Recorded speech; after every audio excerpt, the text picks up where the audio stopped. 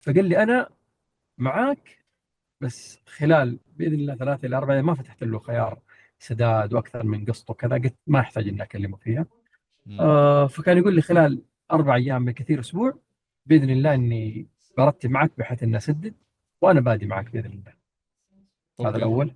خد منه آه ديبوزيت عموما. بص، ثاني.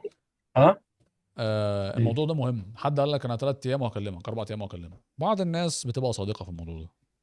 البعض الاخر، وده المعظم، ما بتسمعوش تاني، ما بيكلمكش تاني، بيختفي. هو بيعمل كده عشان يجري يطلع من المكالمه خلاص. فانت خليك واقعي طيب. معاه. سؤال مهم جدا نساله في الجزئيه دي. طبعا السؤال ده لمين؟ للناس اللي قفلت معاك المكالمه على شكرا استفدت منك كتير جدا، شكرا يا عبد الله، المكالمه كانت حلوه قوي، استفدت مننا كتير، وان شاء الله 3 4 ايام واكلمك تاني. عشان نحدد بقى كم نسبه الناس الصادقه في الموضوع ده. 3%. مم. 97% من الناس اللي هتقول لك كده هتطنشك. خلاص. فنعمل مم. ايه في الموضوع ده؟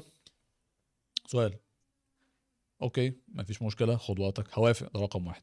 رقم اتنين، طيب عشان بس حاجه انا ما بحبش اعملها في الميتنجز. انا يعني بعد ما نقفل يعني ما بحبش ان انا اقعد اجري وراك واقول لك بقى انت فين وعامل ايه وهتشترك ولا لا. ما بحبش اعمل كده بصراحه. خلاص انا عندي وقتي وانت عندك وقتك، وده مش احسن حاجه ان احنا نعملها يعني، بناء على الشغل اللي احنا بنعمله. فخلينا اتوقع ان احنا 3 ايام من دلوقتي ايه اللي هيحصل.